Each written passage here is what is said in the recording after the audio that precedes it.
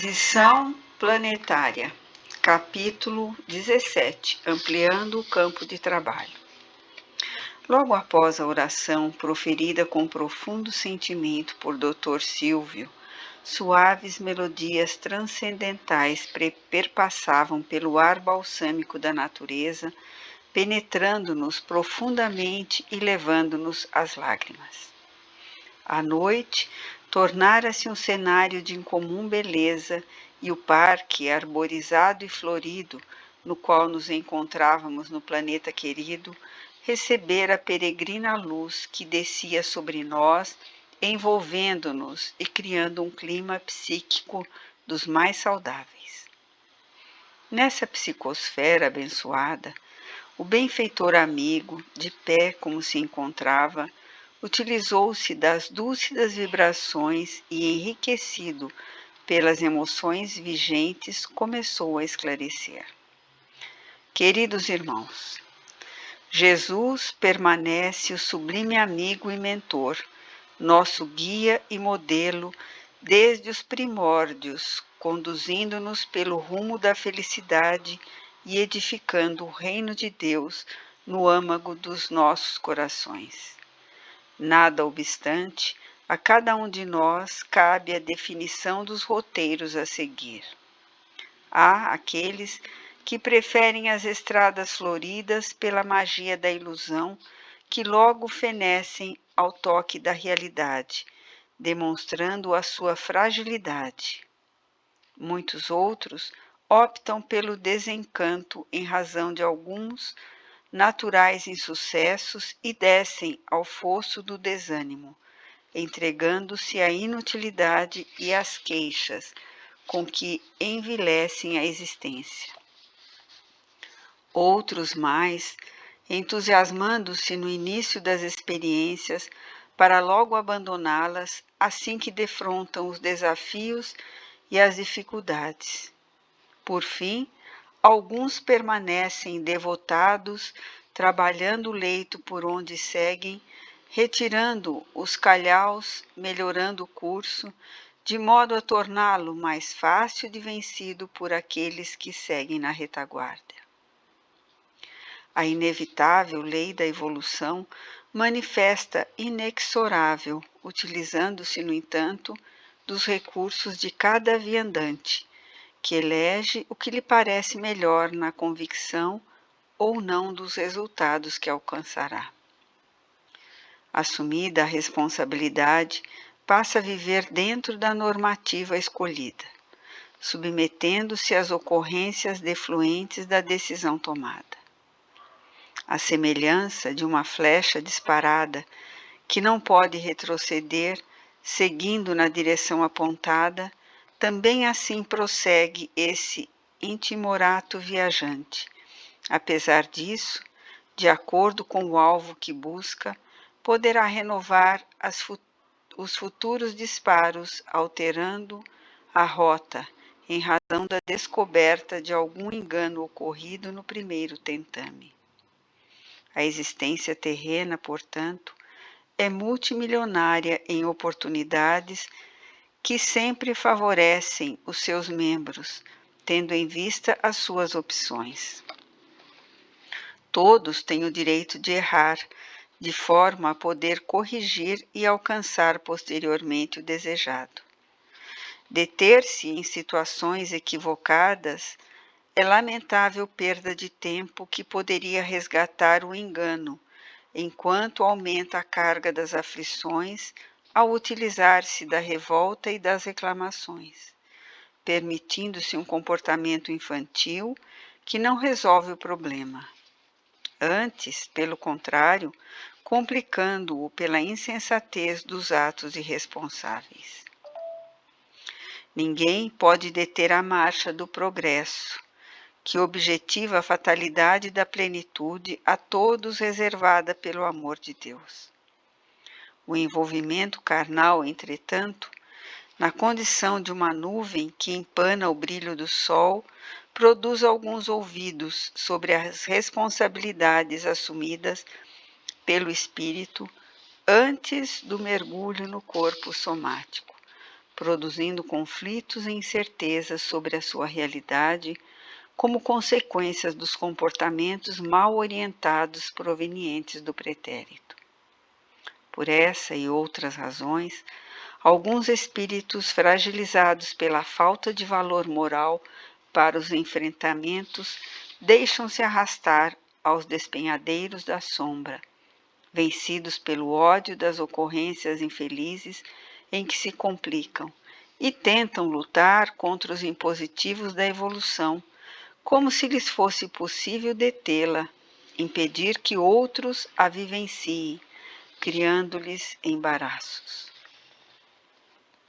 Havia um suave encantamento na palavra do benfeitor espiritual, repassada de expressiva ternura. Seu rosto resplandecia tocado por desconhecida luminosidade, enquanto as harmonias ambientais transformavam-se em uma moldura nas paisagens verbais que compunha. Profundamente concentrados nos seus conceitos, acompanhávamos o seu raciocínio com especial interesse. Após pequena pausa, deu prosseguimento à exposição. Quantas vezes em nosso historial evolutivo assumimos compromissos com a verdade, dominados por peculiar entusiasmo, para logo abandoná-los, atraídos pelos risonhos mitos do prazer?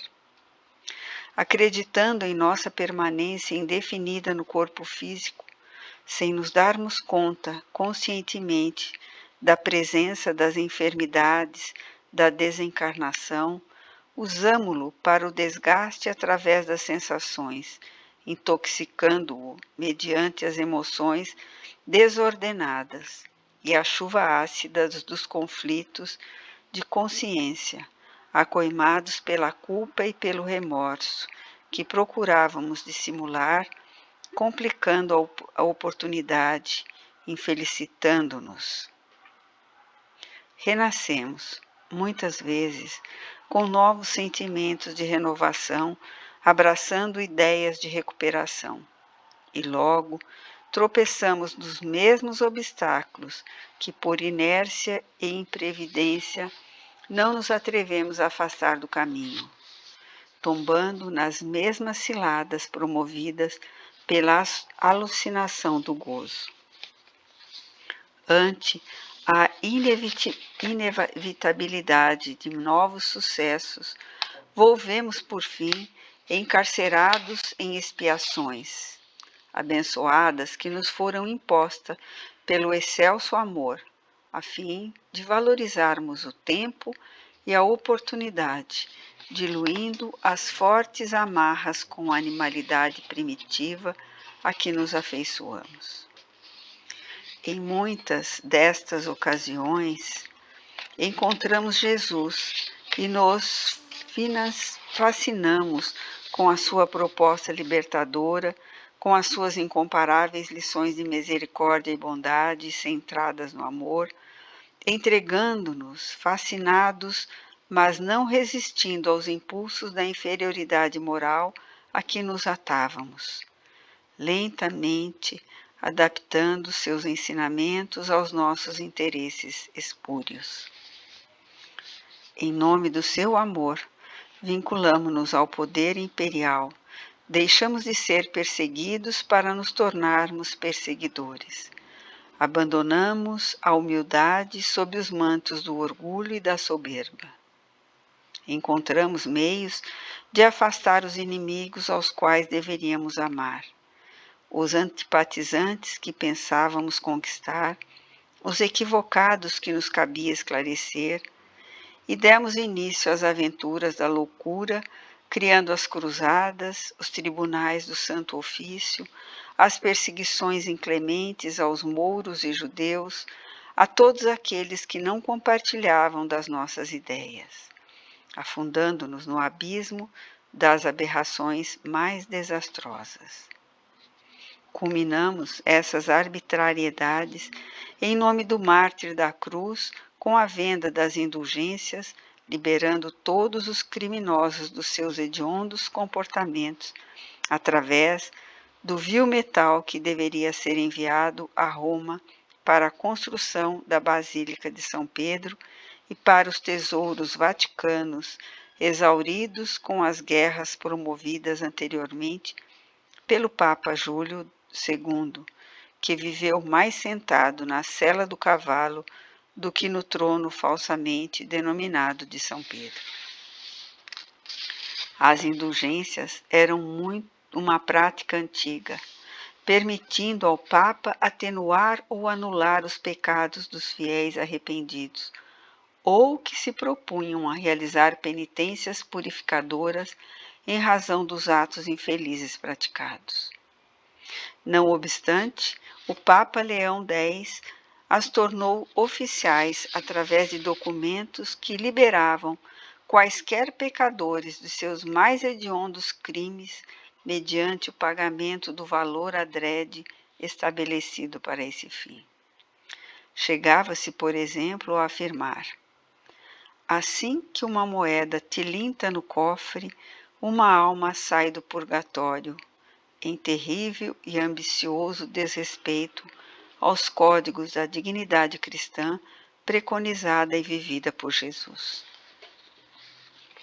Tentamos impedir, nessas experiências malogradas, o avanço da ciência, malsinando aqueles que abriam os horizontes do pensamento à verdade, ao conhecimento, à liberdade, como se pudéssemos ficar para sempre vigiando-os, obstaculizando-lhes os passos, sem nos darmos conta de que eles estavam sendo fiéis àqueles compromissos que relegáramos. Era um mecanismo psicológico de transferência das nossas frustrações em posição de iracunda ferocidade por eles conseguirem o que não tivemos coragem de realizar. E martirizamos milhares de trabalhadores de Jesus nos mais diversos setores do pensamento e dos ideais, somente porque não se submetiam ao talante das nossas equivocadas determinações. Na Península Ibérica, por exemplo, seguindo os exemplos terríveis de outros países, em nome da hegemonia católica e da fidelidade ao Papa, utilizamo-nos de recursos ignóbeis para permanecermos em domínio político, religioso e cultural da sociedade, expulsando das formosas terras aqueles que chamávamos de hereges, somente porque não aceitavam o nosso Jesus. Naturalmente não o aceitavam, em razão dos nossos exemplos de anticristianismo, de perversidade e de presunção com que nos vestíamos para representá-lo, quando ele se deixou dominar pelo amor, pela compaixão, pela misericórdia, pelo perdão. Longe vão, na escala do tempo, essas loucuras cujos efeitos ainda permanecem em nossa memória e em nossos atos. Ressumam com frequência aquelas manifestações de ferocidade quando contrariados, de repúdio quando não aceitos, de ressentimento por falta da sua afeição. E acreditamos ainda, infelizmente, ser este o melhor comportamento. A vida, porém, escreve nas consciências, em representação da consciência cósmica, a verdade inapelável das divinas leis, e ninguém existe que se possa evadir da sua interna presença. Eis porque estamos colhendo a semeadura conforme a realizamos. Neste grave momento das transformações planetárias e humanas, observamos a grande luta entre as forças do bem e aquelas que se autodenominam do mal, cada qual utilizando os recursos que lhe caracterizam as definições. Enquanto o amor utiliza da paciência que educa, da instrução que esclarece, do trabalho que dignifica, da renúncia às paixões venenosas que envilecem, o ódio, filho do despeito e da amargura, semeia a cólera estimula a devassidão, amplia a área da violência em vãs tentativas de receber respostas agressivas. Os desafiadores da iniquidade investem sem relutância contra todos quantos se afeiçoam ao dever e à edificação do progresso, procurando vencê-los sem qualquer sentimento de respeito pelo direito de viverem as suas opções elegidas.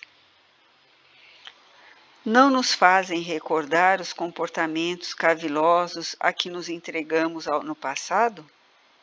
É compreensível, portanto, que sejamos alvos que desejam atingir em razão do mal que lhes fizemos. Quando tivemos ensejo de ajudá-los a sair das deploráveis situações em que se demoravam. Os seus sentimentos inamitosos defluem dos ressentimentos que mantêm desde aqueles já recuados tempos, embora ainda vivos nas carnes das suas almas, que anelam por desforço e paz, que não têm ideia sequer, pensando que ela virá após atenderem à sede de vingança a que se entregam. Novamente, fez-se um silêncio rápido e oportuno, dando-nos o ensejo de acompanhar os seus raciocínios ricos de informações, dando curso à tese que nos fascinava. Recordamo-nos das informações históricas asseverando que Cristóvão Colombo conseguiu o auxílio da corte espanhola quando os reis católicos, Dona Isabel I de Castela e Dom Fernando II de Aragão, se encontravam felizes por haverem expulsado da Espanha os mouros que lhes tomaram parte do país no passado. Desde o século VII, que se ensaiava o que ficou denominado como a Reconquista, graças à qual cristãos e muçulmanos se entregavam às guerras perversas e contínuas. No século XV, porém, em 1492, as lutas sangrentas travadas especialmente em Córdoba e Granada, últimos bastiões dos invasores, raiaram pela crueldade dos vencedores. Lares e vidas foram destroçados, santuários de fé e educandários religiosos foram praticamente destruídos, e a fúria da Malta ensandecida, após incendiar as cidades e perseguir os sobreviventes, hasteou a bandeira da vitória, onde antes tremulava a muçulmana. Expulso também os judeus, as suas sinagogas, seus lares foram destruídos, suas vidas tornadas banais e vendidas a peso de ouro, a fim de poderem permanecer depois da apostásia das doutrinas a que se vinculavam anteriormente, mudando os antigos nomes para aqueles que seriam denominados como cristãos. Firmamos convênios com Portugal para a transferência de muitos deles para as terras lusas, onde foram aprisionados e, na grande maioria, assassinados pelas forças dominantes. Nesse letal período, instalou-se a Inquisição Espanhola, e a noite medieval, que se supunha haver desaparecido, prolongou as suas trevas pelos séculos seguintes em aberrações inimagináveis. A fim de arrancar-se a confusão do infiel, eram usados todos os meios bárbaros concebíveis, incluindo-se o empalamento, a roda, a tortura da polé e tudo quanto de hediondo a mente humana pôde conceber quando enlouquecida. As mulheres eram violadas, as crianças assassinadas ou vendidas como escravas, separadas para sempre dos seus pais. Os homens válidos eram igualmente vendidos, os idosos e doentes vilmente mortos após suplícios extenuantes. E dizíamos que assim nos comportávamos em nome de Jesus e de sua doutrina. Subitamente, num pequeno intervalo entre uma e outra frase, vimos lágrimas nos olhos do mentor e percebemos-lhe a voz embargada pela emoção, o que ampliou a nossa sensibilidade. As onomatopeias da natureza estavam saturadas de fluidos felizes e nos revigoravam e que banhavam a região, renovando a energia dos habitantes, àquela hora adormecidos na sua grande maioria na intimidade doméstica. Ao longe, Selene esparzia o seu véu de prata e as folhas das árvores fremiam ante a brisa delicada. Continuando, o nobre orientador esclareceu: é perfeitamente compreensível que os espíritos que padeceram em nossas mãos e em nossa administração o campeonato da perversidade ainda guardem da nossa conduta essa lembrança inditosa, em razão de se haverem atirado aos despenhadeiros profundos do mundo espiritual inferior, onde passaram a homiziar-se, a edificar os seus redutos, hoje transformados em regiões quase infernais, embora a sua transitoriedade, onde urdem planos de destruição do pensamento cristão na Terra. Se observarmos com cuidado, notaremos a degenerescência da mensagem do Senhor, mesmo nos dias atuais, quando as seitas e igrejas que se multiplicam ferozmente, cada qual pretendendo a primazia do conhecimento e a dominação da verdade, transformam o dízimo no que oportunamente foram as indulgências. Recursos de mercado materialista são utilizados para atrair fregueses desatentos e ambiciosos que desejam comprar o reino sem que se opere a íntima transformação de conduta. Para melhor, amplia-se a área das licenças morais que são concedidas a inúmeras denominações religiosas ditas modernas, para estarem de acordo com a vulgaridade destes dias. A Igreja Católica Apostólica Romana sofre o desvario da pedofilia de alguns dos seus membros, sacerdotes e prelados, vivendo uma conjuntura muito aflitiva, além do poder temporal de que desfruta há mais de 17 séculos. E os discípulos do Consolador, como se vêm comportando? Não existem já as diferenças gritantes em separatismo lamentáveis através das correntes que se fazem adeptas de X, Y ou Z, em detrimento da codificação kardeciana, na qual todos aurimos o conhecimento libertador? Não surgem diariamente médiuns equivocados, agressivos, presunçosos, vingativos, perseguidores, insensatos, pretendendo a supremacia em total ouvido das lições do excelente médium de Deus? Por outro lado, surgem tentativas extravagantes para analisar o pensamento espírita com a balbúrdia em lugar da alegria, com os espetáculos ridículos das condutas sociais reprocháveis, com falsos holismos em que se misturam diferentes conceitos, a fim de agradar as diversas denominações religiosas, com a introdução de festas e atividades lucrativas, nas quais não faltam as bebidas alcoólicas, com os bailes estimulantes à sensualidade, com os festejos carnavalescos, a fim de atrair-se mais adeptos, e especialmente jovens, em vez de os educar e orientar, aceitando-lhe as imposições da transitória mocidade. Denominam-se os devotados trabalhadores fiéis à codificação em tons chistosos e de ridículo, como ortodoxos, e dizem-se modernistas, como se os espíritos igualmente se dividissem em severos e gozadores, austeros e brincalhões, na utilização da mensagem libertadora do Evangelho de Jesus à luz da revelação espírita. Sem dúvida, são as paixões humanas viciosas que permanecem em predomínio, gerando essas situações dolorosas.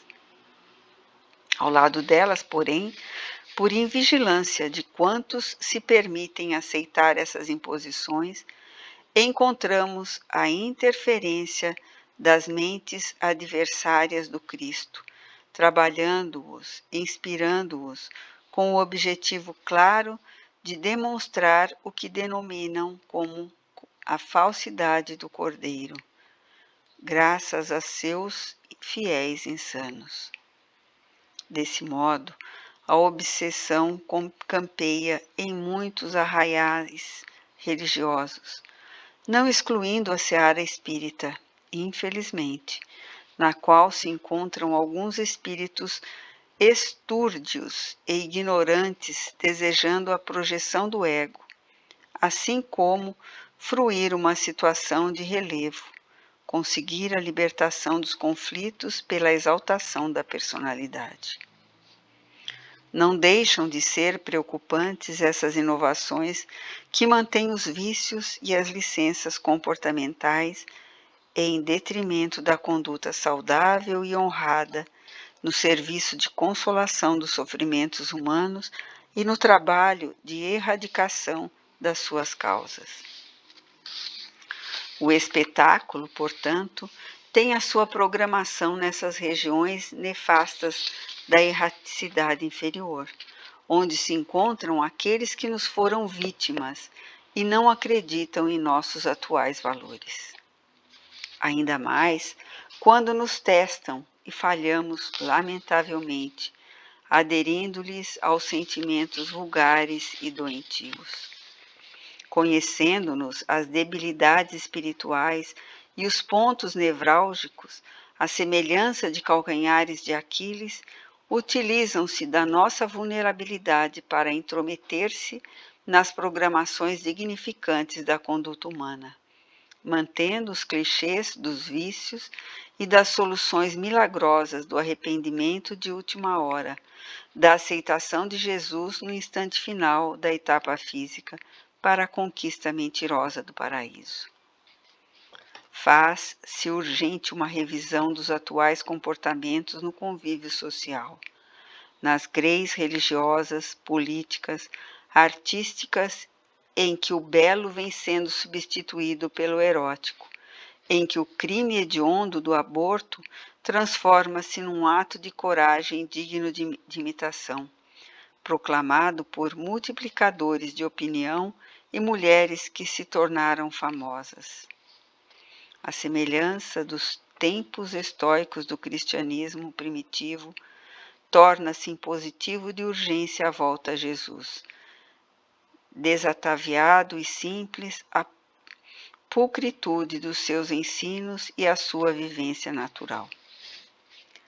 Assevera-se que, odiernamente, não há mais lugar para a vida ingênua e elevada, em razão da tecnologia avançada, das grandes conquistas da ciência e do conhecimento em geral, quando se deveria afirmar que estes são os dias, sim, da vivência nobre, sendo divulgada como de natureza terapêutica para prevenir as criaturas humanas da depressão pandêmica, das enfermidades psicossomáticas, dos processos enfermiços degenerativos, da violência e da agressividade, dos crimes de todo jaez, da interferência dos espíritos infelizes nas existências humanas, gerando obsessões e transtornos vários, tão lamentáveis quanto dolorosos.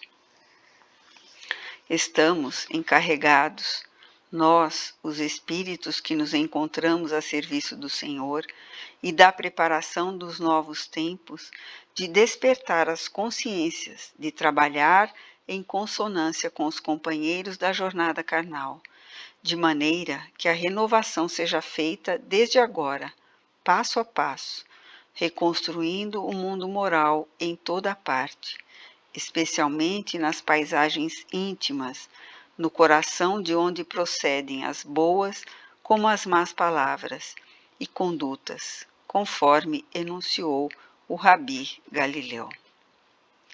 Não se trata de uma tarefa simples e fácil, como aliás nada o é, quando se trata de valores de enobrecimento, de transformações radicais, dos desequilíbrios para a ordem, do erro para o acerto. Empenhados no programa traçado por Jesus, porfiemos, não cedendo espaço à frivolidade, nem às insinuações douradas que o mal propõe.